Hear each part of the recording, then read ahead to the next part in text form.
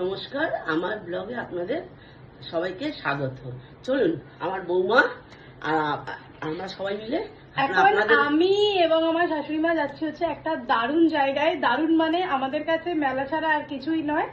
তো গতকাল ছিল রথ আর আজকে হচ্ছে রথের পরের দিন। তার মানে আজকে যদি আমরা মেলাতে না যাই তাহলে কিন্তু জগন্নাথ দেব সত্যিই খুব রাগ করবেন।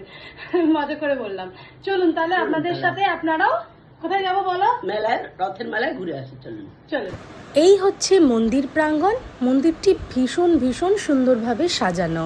আর এটা হচ্ছে তিনটে রথ, জগন্নাথ, বলরাম আর সুভদ্রা দেবীর। তো এই তিনটে রথে করে তারা মাসির বাড়ি এসেছেন, মানে তার পাশেই ছিল একটা অনুষ্ঠান এবং সুন্দরভাবে প্যান্ডেল করা, সেখানেই হচ্ছে ওনাদের মাসির বাড়ি।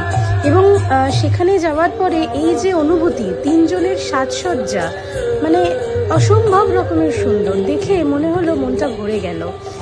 আর এখানে যে পরিবেশটা তৈরি হয়েছিল, মানে গানের আসর, এত সংকীর্তন, মানে অসাধারণ একটা অনুভূতি যাকে বলে।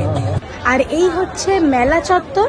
আপনারাও যদি এত সুন্দর মেলা প্রাঙ্গণে আসতে চান বা মেলার খোঁজ চান, তার জন্য অবশ্যই আমি আছি। এই মেলাটি হচ্ছে মুকুন্দপুরে। যারা যারা মুকুন্দপুরের আশেপাশে থাকেন এবং জানেন, তারা একদম সময় নষ্ট না করে চলে আসুন। এসে গেছি মেলা থেকে, জাস্ট বাড়ি ঢুকলাম এবং আমরা খাচ্ছি এখন গরম গরম জিলিপি। মেলায় যাবো অথচ জিলিপি আনবো না বা জিলিপি খাবো না, এটা তো হয় না। তাই আমাদের ব্লগ আজকে আমরা শেষ করলাম জিলিপি দিয়ে। আবার আপনাদের সঙ্গে দেখা হবে পরের কোনো ব্লগে। Bye bye.